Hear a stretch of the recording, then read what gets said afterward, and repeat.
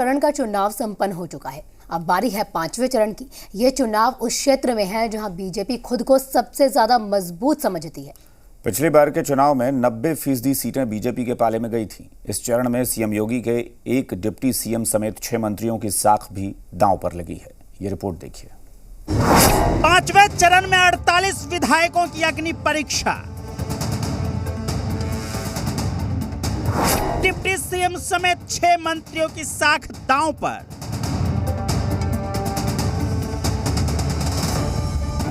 श्री राम के जन्मस्थली से तपोस्थली तक चुनाव। यूपी के 7 चरणों के चुनाव में 4 चरण का रण समाप्त हो चुका है। अब बारी है पांचवें चरण के चुनाव की। पांचवें चरण में 48 विधायकों की भी अग्नि परीक्षा होने जा रही है। ये वो माननीय है जिन्हें जनता के बीच अपना काम भी बताना पड़ रहा है और जनता के सवालों के जवाब भी देने पड़ रहे हैं। 5 साल बतौर विधायक अपना रिपोर्ट कार्ड लेकर क्षेत्र में पसीना बहा रहे ये माननीय कई चुनौतियों से जूझ रहे हैं।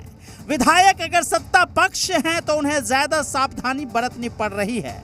विरोधी दलों के विधायकों की भी मुश्किलें कम नहीं है। पांचवें चरण में चुनाव अवध और पूर्वांचल में होना है।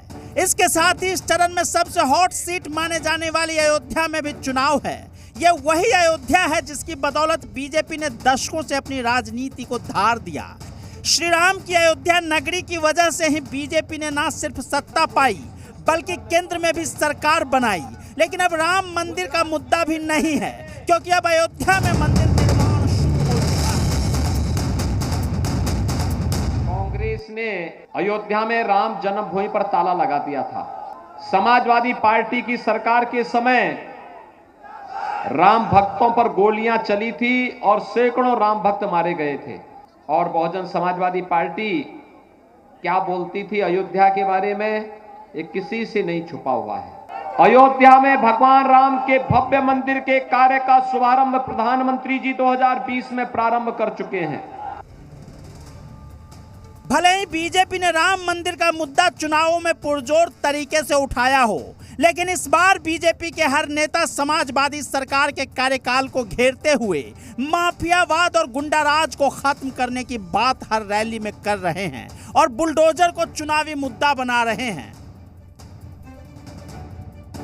एक हाथ में विकास की छड़ी और दूसरे हाथ में बुलडोजर का स्टीयरिंग, दोनों एक साथ चलते हैं और इसी में समाजवादी पार्टी को परेशानी है। अभी तक तो हम बाबा मुख्यमंत्री बुला रहे थे, अब वो बाबा बुलडोजर वाले बाबा हो गए। और अच्छा किया उन्होंने बुलडोजर अपना मेंटेनेंस में डाल दिया, क्योंकि वो जान गए सरकार बदलने वाली है। पांचवें चरण के इस रण में सीएम योगी के एक डिप्टी सीएम समेत 6 मंत्री मैदान में होंगे। उप मुख्यमंत्री केशव प्रसाद मौर्य सिराथू सीट से चुनाव लड़ रहे हैं। कैबिनेट मंत्री राजेंद्र प्रताप सिंह उर्फ मोती सिंह पट्टी से लड़ रहे हैं। कैबिनेट मंत्री सिद्धार्थ नाथ सिंह इलाहाबाद पश्चिमी से प्रत्याशी हैं। नागरिक उड्डयन मंत्री नंद गोपाल नंदी इलाहाबाद दक्षिण से, समाज कल्याण मंत्री रमापति शास्त्री मनकापुर सुरक्षित सीट से और राज्य मंत्री चंद्रिका प्रसाद उपाध्याय चित्रकूट सदर से चुनाव लड़ रहे हैं। अपना दल के संस्थापक सोनेलाल पटेल के कुनबे में चल रही राजनीतिक वर्चस्व की जंग की परीक्षा पांचवें चरण में होने जा रही है। इस चरण से यह तय होगा कि धड़ों में बटे कुनबे में जनता किसके साथ है।